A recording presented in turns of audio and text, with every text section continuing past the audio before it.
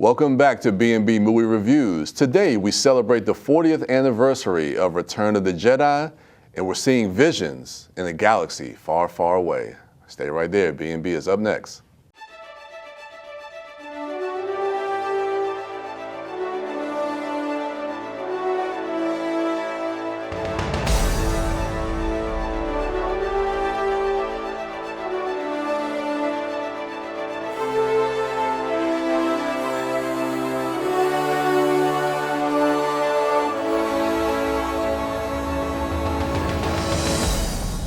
Obi-Wan was wise to hide her from me.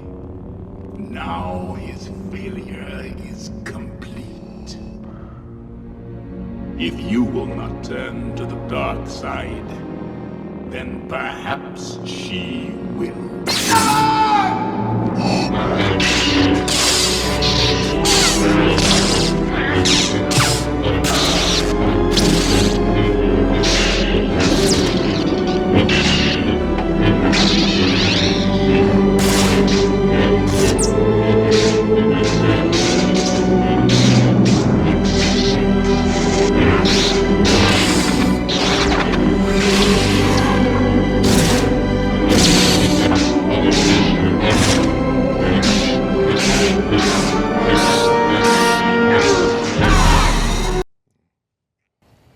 When Darth Vader threatens to lure Leia to the dark side, Luke unleashes his full hatred and anger towards his father in the riveting climax to the 40th anniversary of Return of the Jedi, the conclusion to the original Star Wars trilogy.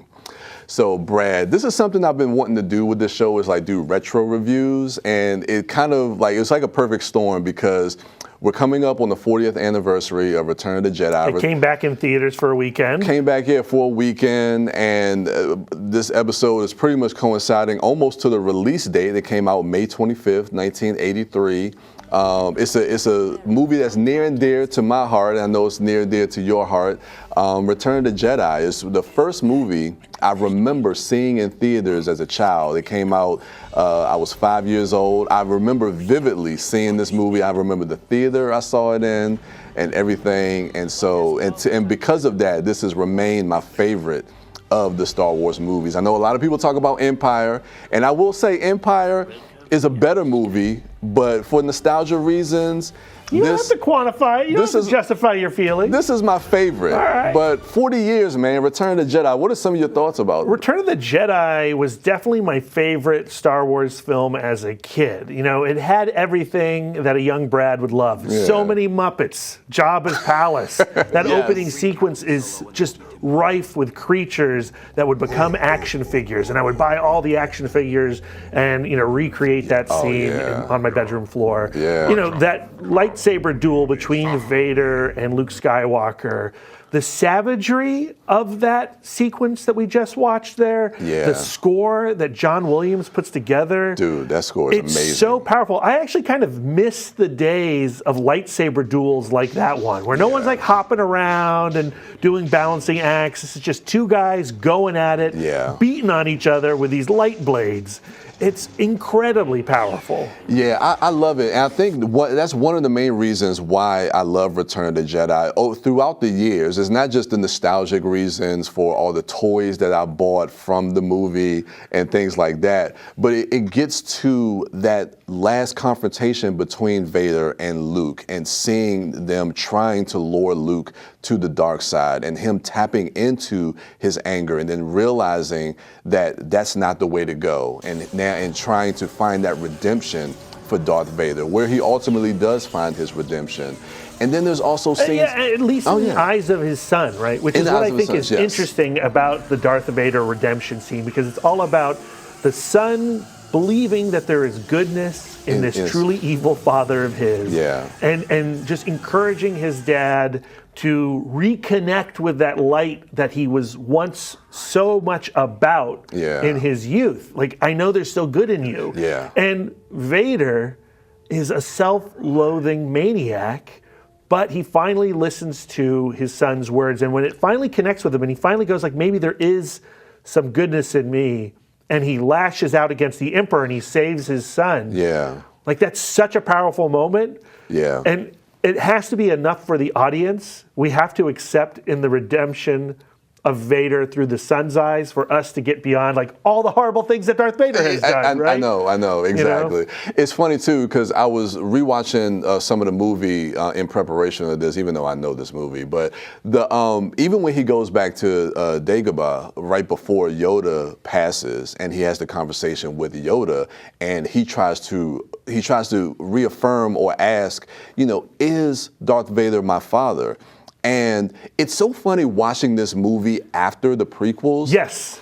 That's what I wanted to talk about. Yeah, it's so weird. It colors the movie a little bit differently. It's a totally different experience. It's a totally that scene in particular with Yoda and seeing Yoda like when he turns over and he asks him the question and Yoda gets this look.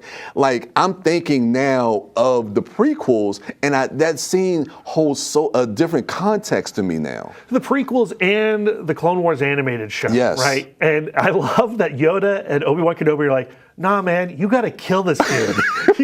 I know you think he's your dad and you think there's light, and no, you got to kill him. And if you don't kill him, we're all doomed. Yeah. But Luke's like, well, yeah, I can't just kill my dad. He's like, and Obi-Wan's like, no, you got to kill your dad.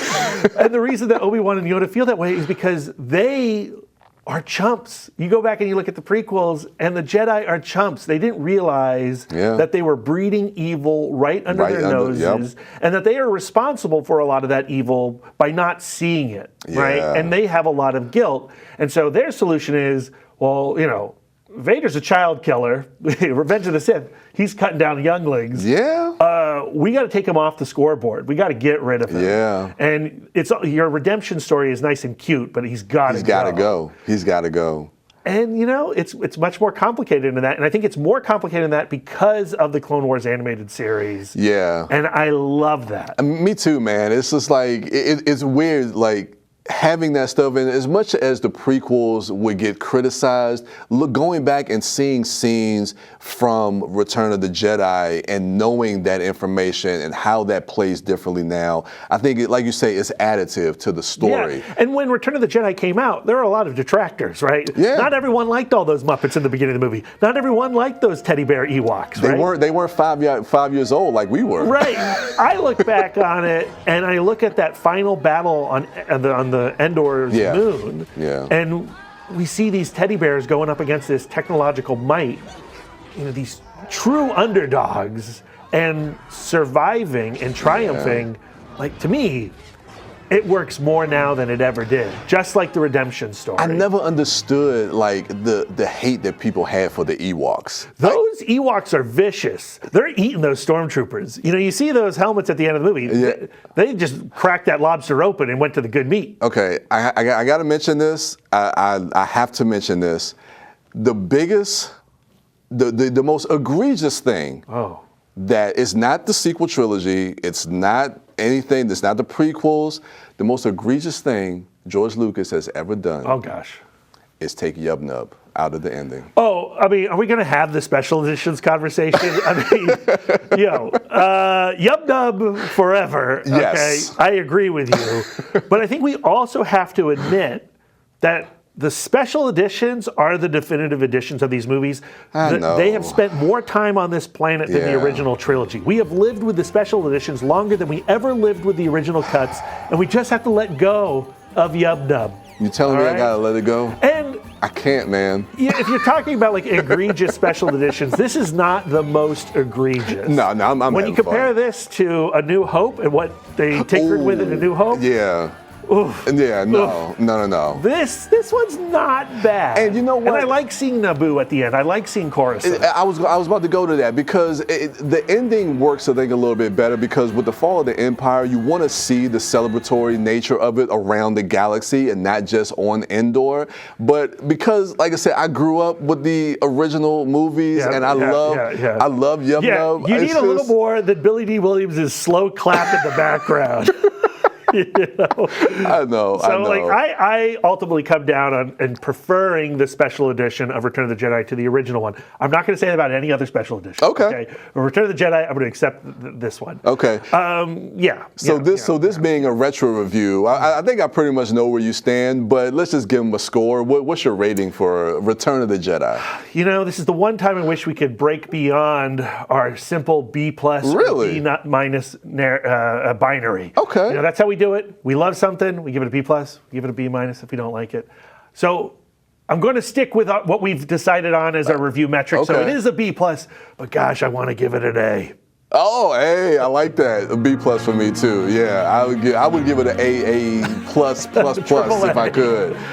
So those are our thoughts on our retro review for Return of the Jedi. When we return, we are going to take a look at the animated anthology series Visions. So stay right there. I'm not here to fire you up. If you're not already fired up, you shouldn't be in this room. Right now is your chance to be a part of a victory the world will remember forever. Victory over cancer. Today's cancer research is tomorrow's victory. A victory that is there for the taking. Grab it. Now that was a great halftime speech. Let's go win. Don't give up. Don't ever give up. This is why you left. Darkness is your fate.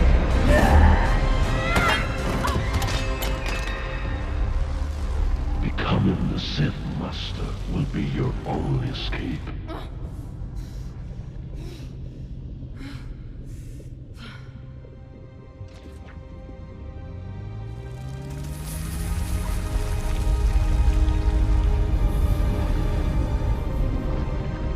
Light and darkness are part of the painting. Part of me.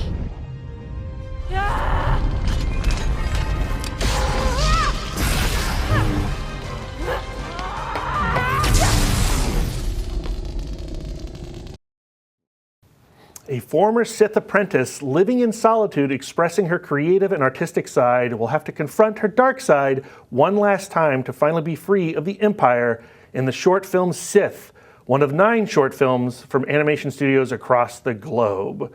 Brian, Star Wars Visions Season 2. I loved the first season. I did too. So much creativity being expressed in these short films. Yeah. Did you like this season more or less than the last one? I would say more. Now, Visions Season 1 I thought was fantastic, although I thought this season, Season 2, was more consistent. I think I thoroughly enjoyed all 9 short films, where in Season 1, it kind of dipped and wavered with some of the shorts. I think maybe about half of the shorts I liked.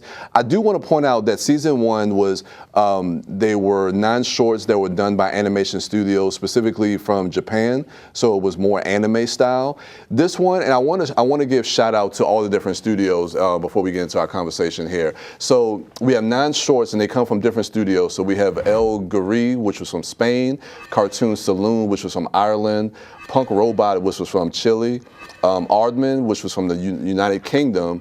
Then you have Studio Mir from South Korea, Studio La Cachette from France, 88 Pictures from India, De Art Shagio from Japan, and Trigger Fish from South Africa. So they expanded this beyond anime and used a lot of different animation studios from around the globe. And which so I appreciate. stylistically, it's a much more eclectic season. Yes. And, you know, I definitely enjoyed, I think, that tour across this planet. Yeah. Visually, I think there are some all-time images expressed in Star Wars Visions. And I know that these shows don't necessarily get the most attention the way that maybe The Mandalorian does, or even something like The Bad Batch, right? Yeah. But if you're not watching Star Wars Visions, you're missing some of the best Star Wars stories out there. And I think some of the animation styles really kind of lend to the storytelling. So, I mean, I wanted to maybe talk about some of our favorites. And I know you had some favorites of yours, and the clip that we just saw was one of my favorites as well, which is the first episode, Sith. Yeah, it's actually my favorite of the 9 shorts. Nice. What I like so much about it is the animation style. You know, it is computer generated, but it has this, you know, painterly texture to it. You know, the former Sith that we're focusing on is trying to create something on this star base. And she's painting, but every time she's, brings in a lot of color, darkness infects that color and black like spreads over the canvas. Yeah. And that's a metaphor for what's going on with herself. She is a former dark side wielder, and her former master comes to collect her, and she resists it. And in Star Wars, especially in the Legends content, there's this idea of a gray Jedi, a person who doesn't embrace the light or the dark. And Star Wars is supposed to be about the balance of the Force. Yes. And we've heard that phrase get uttered over and over and over again, but we never actually see a balance of the Force. And here is a character who is truly trying to balance those two natures of themselves, the good and the bad. I think we see that though here too. I love seeing that visually, and the idea of her wanting to be a painter or tapping into her artistic side, and then when she has to confront her former, her former master, her former Sith master, it's like she has to understand that it does take that balance, and to see that represented visually, I thought was beautiful to see. And I wish that storyline would be embraced a little bit more in the live action films. Rian Johnson's The Last Jedi with Rey touches a little bit on the idea of a gray Jedi. Rey recognizes that dark side that's within her. Luke on Dagobah in Empire Strikes Back, when he struck down the image of Darth Vader, and head explodes, sees himself. We all have that dark side in us. And it's about balancing that with the light. And going 51% light versus, and the 49% dark. Let's talk a little bit about, while we're in this segment, another one that you liked, and I really responded to as well, because I loved how it kind of like, the reveal of that ending was in episode 2 from Cartoon Saloon, Screecher's Reach. Yeah. That one was interesting because I didn't see that one. And I like it because it gives more of a horror bent to the story. Yeah, you thought the Dagobah cave was scary in Empire? This is the scariest Star Wars has ever been. Yeah, this is literally like a horror short film, but then like when we reveal what the character is actually, like the deal that she made. And I was like, ooh, now that's really dark. Yeah, so this child venturing into this supposedly haunted cave where the Screecher exists as, a dark Jedi presence. And the way that witch character is visualized, I mean, this is some truly banshee. It was scary. Don't watch this with the lights off. I know, right? I know. So I really enjoyed that one. And it comes from the studio that did Wolfwalkers, and oh gosh, what's that other one? Oh man, I'm blanking on it. Won the Academy, the breadbasket one. I can't remember. But Cartoon Saloon, one of the best animation studios out there. Okay. And to see them bring their style to Star Wars was like a real treat. Just like seeing Aardman bring their style to a Star Wars short. And Aardman, who's known for like Wallace and Gromit, right? Yeah. Chicken Run. So they did the short film "I Am Your Mother." That was probably I enjoyed all of them, but I think that may be just like a step lower for me. But I know you really enjoyed it, right? It's a coming of age story with a heavy dose of comedy. We do get some Wedge Antilles in there. Oh, I like that. So it's nice seeing Wedge back on the screen, being very Aardman. He's like a perfect Aardman character. But this story of a young daughter and her mother, and this embarrassment that she has of her mom and their lifestyle. They're a little, poor, and the kids at school at this racing academy. They are, a little posh and a little jerky, and it's about her coming to terms with her own value and not being ashamed of where she's come from and what she has to offer. I thought that was a really, really nice one to watch. And even like the antagonist of that short, absolutely fabulous. The angular design of of the girl, and I think it was her mother that was in the race as well. I love seeing all that stuff. And there's a few different stop motion which they've added in because it went more globally. The one from Chile and the stars I thought was really nice. The music I thought was beautiful in that one. And then of course the one at the end was another stop motion one. The one from South Africa, Ayu's song was a good one as well. That one really pulls at your heartstrings. It really does. And I mean, so a lot of these shorts are really touching on those themes of light and dark and you know, these young, I guess, Force users or potential Jedis, you know, being taken off to kind of like, you know, develop their skills and things like that. Yeah, to become... thematically, I think the 9 shorts share maybe a little too much in common. That's the thing, and it's maybe a little too basic with the, you know, good versus evil stuff. Yeah. The stories that really stood out for me are the ones that were trying to talk about the balance of the Force. Yeah. And I appreciate how we get more insight into Sith kind of lore than we usually do. But at the same time, like, maybe we could have more than just light side versus dark side balanced stories. Yeah, well, like, that's why I liked I Am Mother so much. Yeah, and one of my favorites, which we'll talk about in the next segment, we'll get into some of the ones that I really responded to as well. So yeah, those are our thoughts on some of the short films from Visions. When we return, we're going to keep the conversation going and talk about some more shorts from Star Wars Visions. So stay right there. You're not going to get it all right. Just make sure you nail the big stuff. Mama! Like making sure your kids are in the right seat for their age and size. Get it right at nhtsa.gov/the right seat. Everyone listen up! I need all of you to hear me out just for a moment. This is important. I need your help. We need your help. On the outskirts of this city, there is a giant pit. Hundreds of us are trapped down there, deep below the surface. Even children. All stranded with no way out. And those kyber crystals, they were mined by us, not the Empire. We helped build this city, and now we need your help. If you follow me, I can show you. I can't believe this. Is this true? Where? Where? You there! Hold it!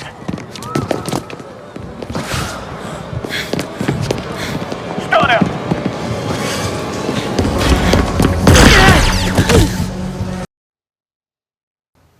A young man seeks help for him and his people after being imprisoned and left stranded by the Empire in the short film The Pit from Vision Season 2, currently streaming on Disney+. So, Brad, I know we were just talking about like some of the, so I guess some, like a lot of these shorts kind of like having some of the same themes, but there are a few shorts that kind of do delve into some other deeper themes and different type of themes than just kind of light and dark and, you know, and the things like that. And this is one of them. This is one of my favorites that I responded to, was The Pit.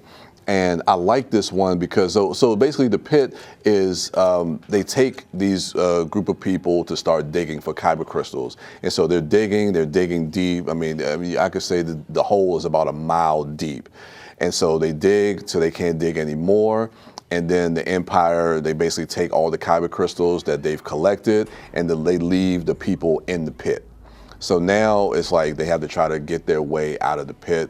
And this one character, voiced by Daveed Diggs, makes his way out of the pit and goes to the nearby city to ask for help. Yeah, and the city has no idea what's going on, where, you know, what's being mined out of these pits. Yeah. And this is something that we talked about a while back during Andor. We talked about like the social commentary and like how Star Wars is using these stories to kind of correlate and parallel to the history of our world. And watching this reminded me of how this country has been built on the backs of slavery. And that's basically what this short film, The Pit, felt like to me and what they were kind of speaking to.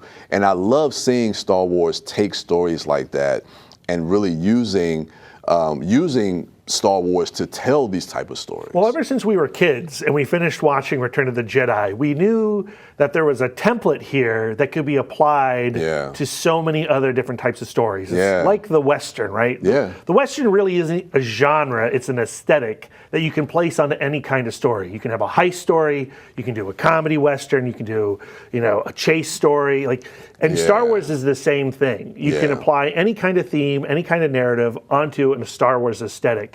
And I think we're finally starting to see Lucasfilm embrace the variety of tales that they can tell. Yes, and I love seeing that. And this story is kind of bleak.